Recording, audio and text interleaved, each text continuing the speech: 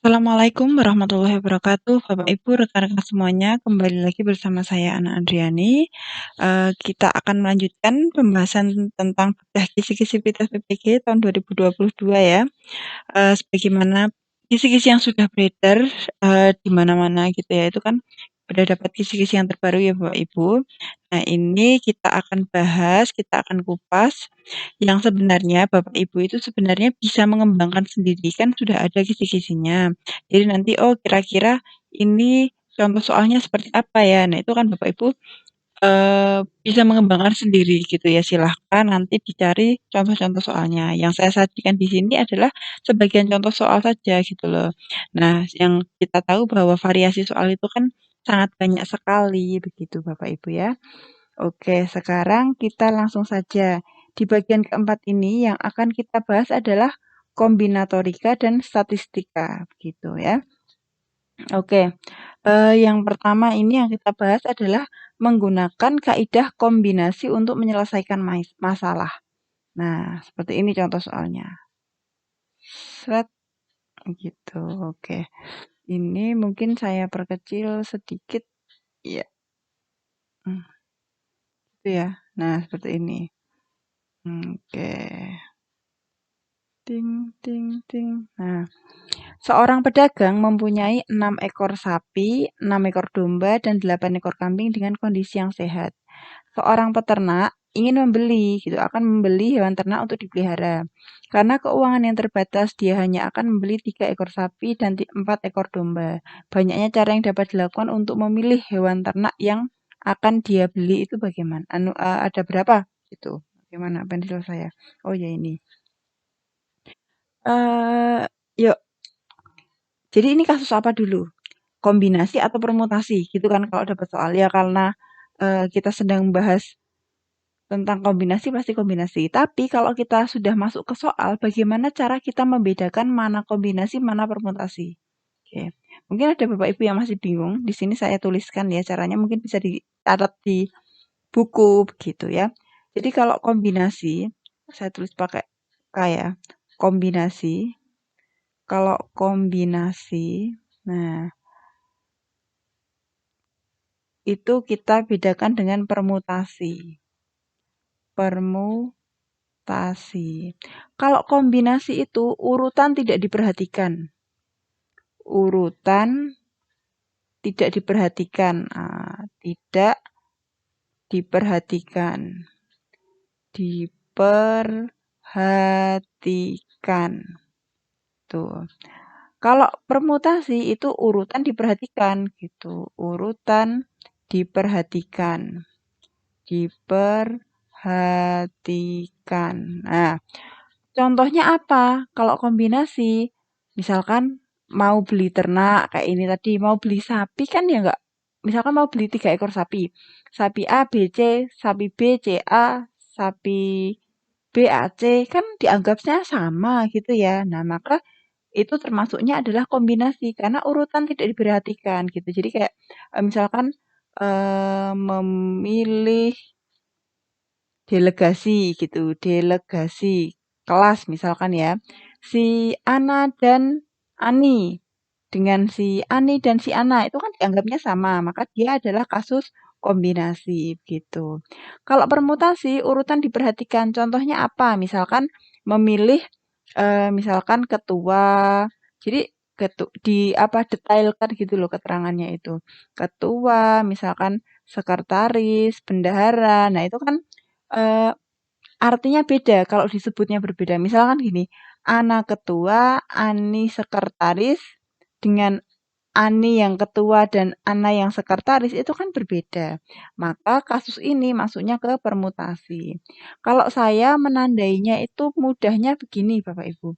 Kalau permutasi itu disebutkan detailnya untuk jadi apa gitu, untuk jadi ketua, sekretaris, bendahara, misalkan presiden, wakil presiden gitu, atau misalkan petugas A, petugas B, petugas C. Nah, itu kalau urutannya disebutkan, detailnya disebutkan, maka dia pasti permutasi. Tapi kalau dia memilih sesuatu, misalkan manik-manik, milih bola, milih kelereng, nah itu kan tidak ada detail gitu loh. Maka dia adalah kasus kombinasi gitu. Jadi memilih bola identik.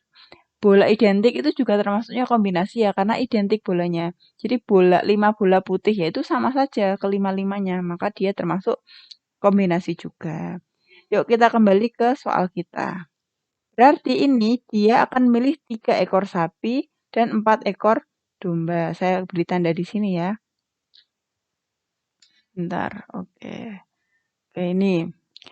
Dia mau beli 3 ekor sapi, dan 4 ekor domba. 4 ekor domba. Maksud saya biar kuning sama kuning gitu loh. Berarti ini adalah kombinasi 3 ekor, memilih 3 dari berapa sapinya? 6.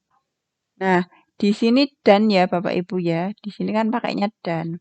Nah, dan kalau di dalam apa statistika? Peluang dan kaidah pencacahan itu dikali gitu. Jadi kalau dan itu dikali. Kalau dan itu dikali ya. Kalau atau itu dijumlah gitu ya Bapak Ibu. Nah, kombinasi 4 ekor domba, 4 dari 6. Berarti 4 dari 6 gitu. Yuk, berarti bagaimana? Kombinasi 6 dari 3, 3 dari 6. Berarti kan saya tulis rumusnya di sini ya Bapak Ibu ya. Kalau yang lupa, kombinasi K dari N itu adalah N faktorial dibagi bagi K dulu nggak apa-apa. K faktorial, terus di sini N min K faktorial gitu. Bapak Ibu kalau misalkan mengajar di sekolah murid-muridnya gitu lebih suka langsung memberi handout atau muridnya ikut mencatat dan mengerjakan biar mungkin biar ilmunya itu nyantol gitu. Kalau saya biasanya bilang ke murid-murid saya, tulislah ikatlah ilmu dengan menulisnya gitu. Mungkin bisa kita praktekkan ya Bapak Ibu ya. Ini lanjut. Ini berarti kan kombinasi 3 dari 6. Berarti kan 6 faktorial dibagi 3 faktorial, 6 dikurangi 3. Berarti 3 faktorial lagi. Terus dikali 6, kombinasi 4 dari 6. Berarti kan 6 faktorial dibagi 4 faktorial, 2 faktorial ya. 2-nya dari mana? 6 kurangi 4. Gitu.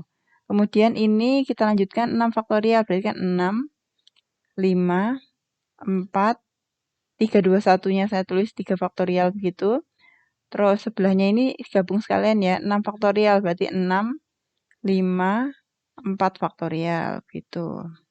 Kemudian dibagi dengan yang bawahnya ini. Tulis lagi aja ya. 3 faktorial itu saya jadikan 3 kali 2 kali 1. 3 faktorial yang belakang tetap ditulis. Kemudian 4 faktorial. 2 faktorial itu 2 kali 1. Yang bisa dicoret kita coret. Coret. Ini dengan ini ya. Kemudian 4 faktorial dengan ini. Sudah. Kemudian ada ini 2-nya saya coret dengan 6 aja ya. Jadi 3 gitu.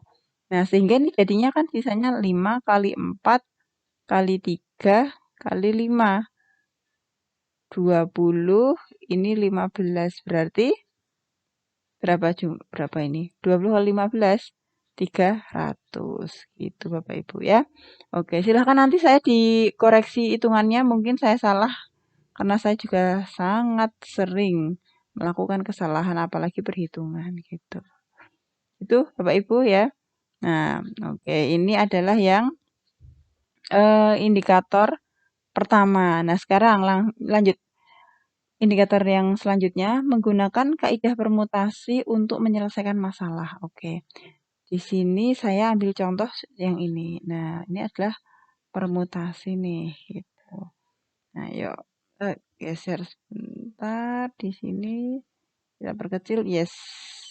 Ya, semoga bisa dilihat dengan jelas ya. Ini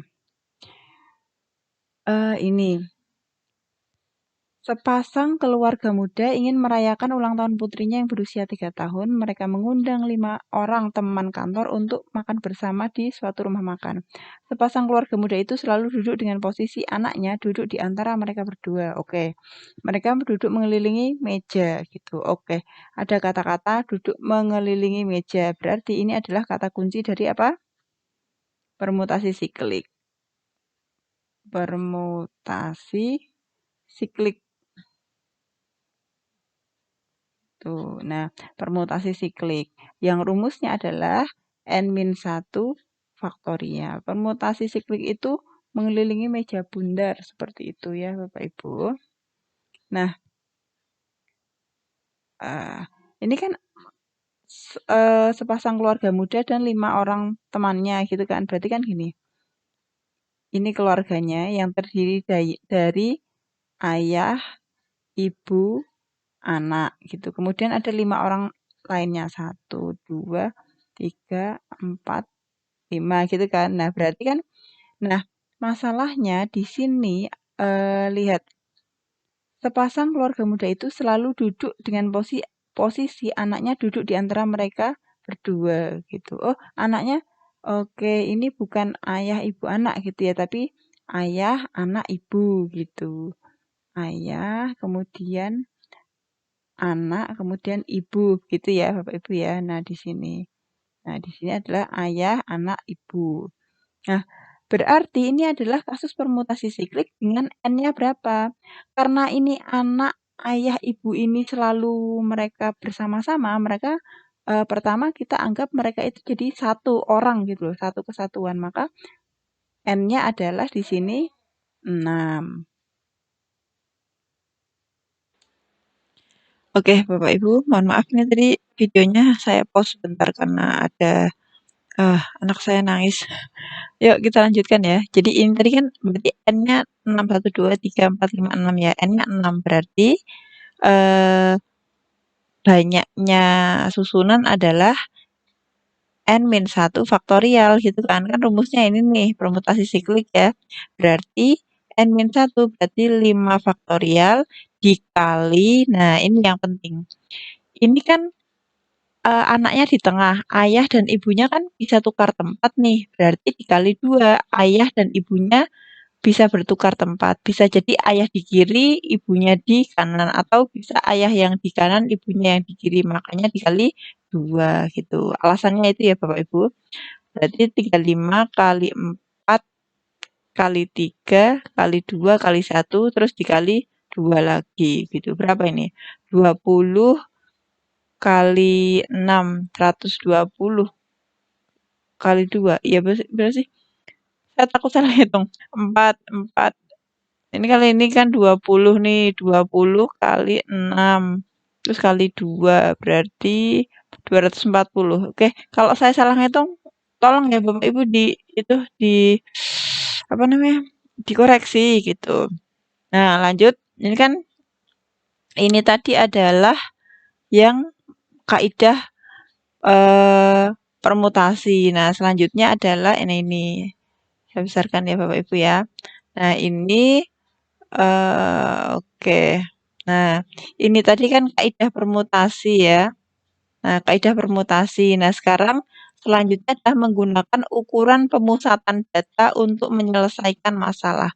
Nah, ini ada di saya geser ya. Nah, ukuran pemusatan data.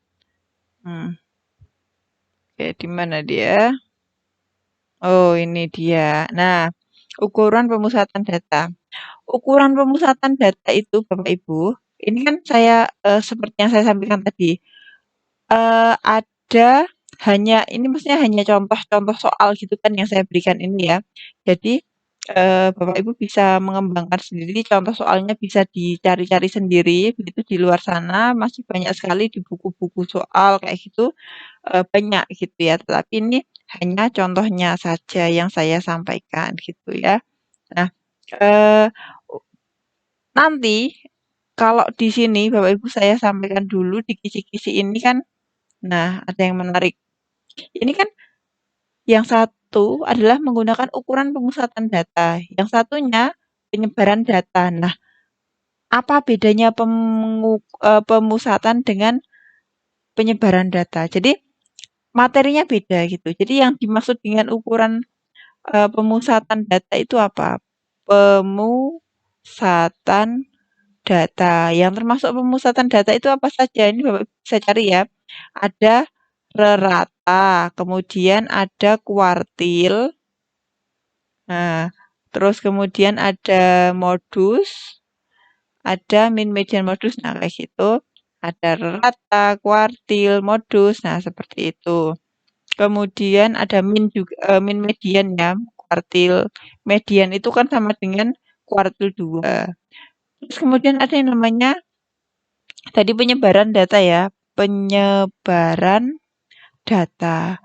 Nah, penyebaran data itu meliputi ada namanya apa itu masuknya itu loh yang variansi itu variansi variansi terus kemudian ada kalau di akar variansinya jadi SB apa simpangan baku gitu ada simpangan baku nah kayak gitu nah ini terus nanti ada apalagi ya standar deviasi itu ya namanya dari simpangan baku gitu Bapak Ibu. Nah jadi ada pemusatan data, ada penyebaran data. Nah, nanti Bapak Ibu kalau mau contoh soal yang lain lagi kan bisa tahu, oh cari aja rata, kuartil, median, modus. Nah, itu. Gitu. Dan tentu saja ini SMP, SMA juga dapat ya Bapak Ibu ya gitu. Nah, selanjutnya untuk ukuran pemusatan data saya ambil contoh seperti ini Bapak Ibu ya. Yuk kita bahas bersama. Nah, ini juga sering kan ya soal keluar seperti ini, apa namanya rata-rata gabungan gitu, rata gabungan. Ini siswa suatu kelas terdiri dari 3 kelompok penyumbang korban bencana banjir, kelompok 1, 2, 3 gitu. Kelompok 1 10, kelompok 2 12, kelompok 3 18. Jika rata-rata sumbangan kelompok 1 10.000, rata-rata sumbangan kelompok 2 11.000, rata-rata sumbangan seluruh kelas 9.400. Nah, maka rata-rata sumbangan kelompok 3 adalah oke. Ya, ini berarti pakai rata-rata gabungan ya. Langsung saja nih, berarti kan rumusnya kalau mau ditulis ya boleh N1 kali X1 ditambah N2 kali X2 ditambah eh sorry, N3 kali X3 gitu. Ini karena jika ini loh saya tadi lihat ini, jika rata-rata sumbangan, nah ini mau pakai expert gini ya nggak apa-apa. Nah, pakai expert saja ya, sesuaikan dengan soalnya gitu. Nah, ini dibagi apa? Tentu saja dibagi jumlah semuanya gitu. Nah, jumlah semuanya ini berapa ini? Ada. Apakah diketahui? Iya diketahui, walaupun tidak secara langsung ya. Nah 10, 12, 18, berarti jumlahnya berapa? 40 gitu. Ini rata-ratanya adalah 9.400 gitu. Soal nih 9.400 nih. Nah yuk kita masukkan. N1-nya 10 dikali 10.000. Nah itu ditambah N2-nya 12, rata-ratanya adalah 11.000. Oke, ditambah N3, N3-nya 18, sorry belum, oh nggak kelihatan tadi.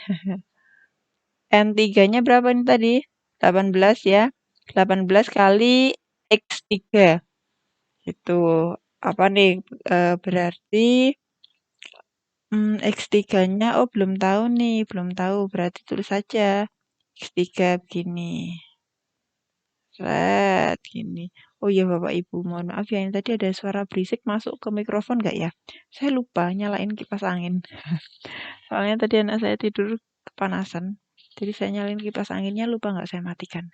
Gitu. Yuk, berarti ini lanjutkan ya. Setelah saya menyadarinya, kemudian saya matikan kipas angin.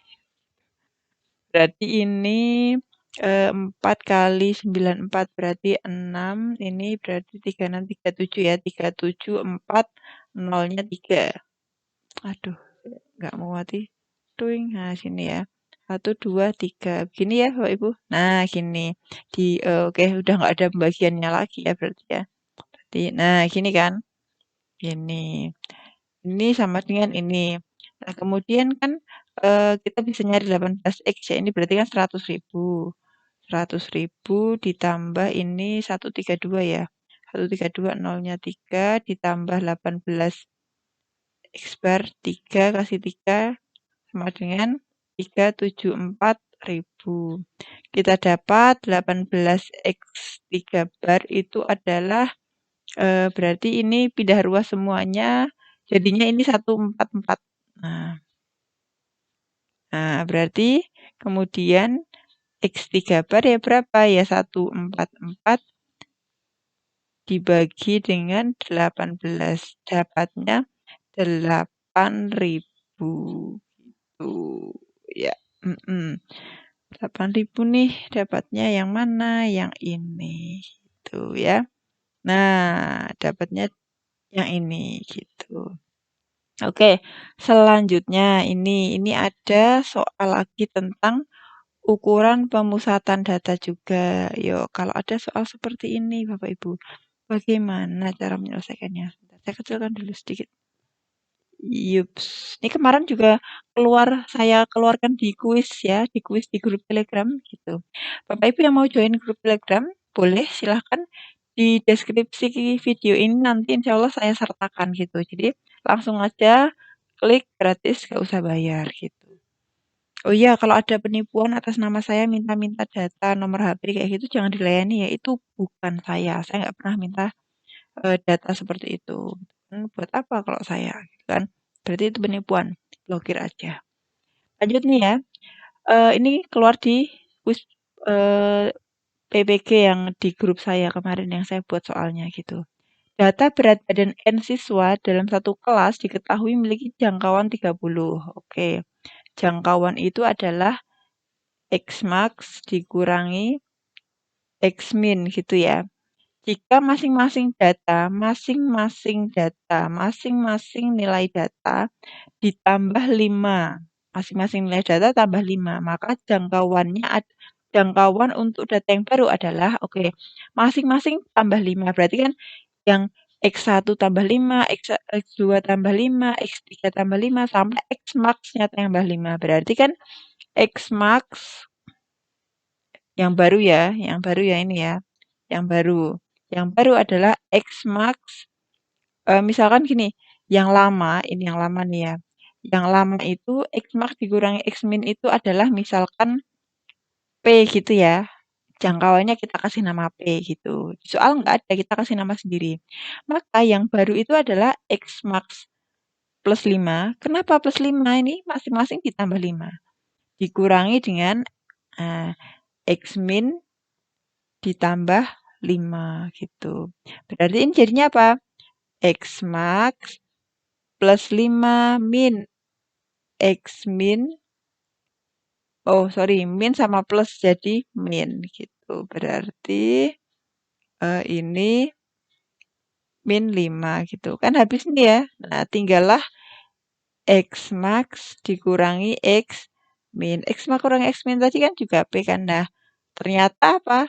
Tidak berubah gitu loh. Jangkauannya tetap tidak berubah. Jadi yang jawabannya adalah yang A gitu ya, Bapak Ibu. Nah, seperti itu. Ini contoh tentang rata-rata nih. Nah, sekarang ukuran pemusatan data. Nanti contoh yang lain bisa browsing-browsing sendiri atau lihat di buku teks ya, Bapak Ibu. Selanjutnya adalah menggunakan ukuran penyebaran data untuk menyelesaikan masalah. Ukuran penyebaran data itu yang melibatkan variansi seperti itu ya. Nah, ini saya buat yang ini nih soalnya. Nah, ini soal standar UP, Bapak Ibu, yuk perhatikan. Jarak. Rata-rata ulangan matematika di satu kelas adalah 75,4. Rata-rata berarti X bar. Sedangkan simpangan bakunya, oh berarti rho. Gitu. Jika Hafizna salah seorang siswa dan nilai ulangan matematikanya, oh berarti XI. Nah, kita langsung definisikan kayak gitu. Maka angka buku, oh bukan buku, tapi ini maksudnya angka baku ya. Angka baku gitu, angka baku. angka baku atau Z-score, nilai ulangan matematika habis. Nah, itu adalah rumusnya apa? Rumusnya adalah apa? Ayo, masih ingat tidak? Atau mungkin malah tidak tahu. Jadi ini adalah rumus untuk bukan simpangan, angka baku gitu. Jadi XI min X bar per row kayak gitu ya. Nah, ini langsung saja ini berapa ini berarti kalau ini berarti 85 dikurangi X barnya berapa? 75,4 kemudian dibagi dengan Row-nya berapa? 1,5 gitu ya. Nah, berarti ini adalah yang atas itu berarti 9,6 dibagi 1,5. Nah, ini sekitar 6,4 gitu ya. Nah, berarti angka bakunya adalah 6,4. Hafalkan rumusnya ya Bapak Ibu ya. Nah, ini dihafalkan rumusnya. Dulu waktu ujian saya nggak bisa jawab ini. Kenapa? Karena saya nggak tahu angka baku itu apa gitu. Karena ini istilah yang saya jarang dengar. Dan kalau tahu Z-score gitu, oh tahu gitu. Cuman di soal itu judulnya angka baku, sehingga saya bingung gitu. Bapak Ibu jangan sampai mengulangi kesalahan yang pernah saya buat ya. Gitu. Terus soal nomor 47. Nah, selanjutnya adalah menggunakan kaidah pencacahan, menggunakan teori peluang, kemudian menyelesaikan kaidah pencacahan untuk menyelesaikan masalah peluang kejadian. Nah, ini sudah saya siapkan soal-soalnya gitu. Hmm. Nah, ini soalnya nih. Nah, cuman waktu kita terbatas ini kayaknya akan saya lanjutkan di video selanjutnya saja ya Bapak Ibu ya. Nah, ini soalnya ini kalau Bapak Ibu mau lihat dulu soalnya. Nah, ini soalnya. Nah, kita akan bahas di next video. Oke, cukup. Semoga sukses. Wassalamualaikum warahmatullahi wabarakatuh.